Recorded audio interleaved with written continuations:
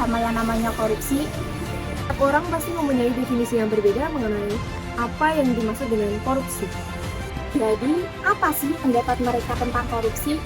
Kotor, merebut, merampas, rakus, haram. Lalu apa sih yang menyebabkan mereka melakukan tindakan korupsi? Alasan seseorang melakukan korupsi terjadi karena dua faktor, yaitu faktor internal dan faktor eksternal. Faktor internal merupakan penyebab korupsi yang datang dari diri pribadi, sedangkan faktor eksternal adalah faktor penyebab terjadinya korupsi karena sebab-sebab dari luar. Faktor internal contohnya yaitu pola hidup konsumtif dan juga lemahnya keimanan. Sedangkan contoh dari faktor eksternal yaitu pendapatan gaji yang tidak mencukupi serta kepentingan politik. Korupsi bisa dilakukan secara individu maupun berkelompok, baik oleh mereka orang biasa ataupun mereka yang berkuasa.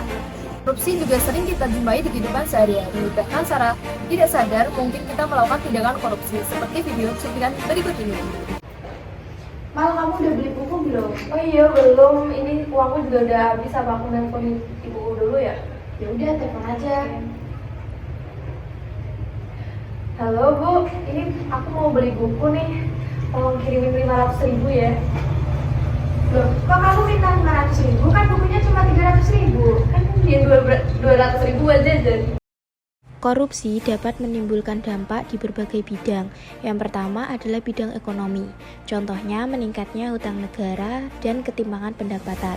Yang kedua adalah dampak di bidang sosial pemerintahan. Contohnya etika sosial yang mati serta birokrasi yang tidak efisien.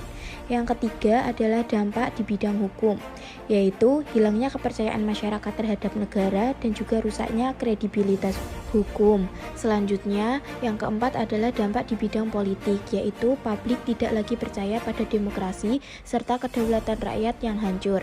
Yang terakhir adalah dampak pada bidang pertahanan dan keamanan, contohnya kerawanan pertahanan dan keamanan serta garis batas negara yang lemah. Lalu, upaya apa sih yang bisa dilakukan untuk mencegah tindakan korupsi?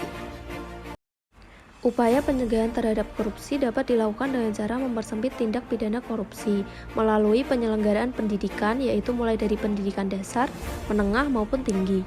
Selain itu, untuk mereka yang sudah menjadi penyelenggara negara atau ASN diperlukan sosialisasi tentang rambu-rambu tindakan untuk mencegah korupsi.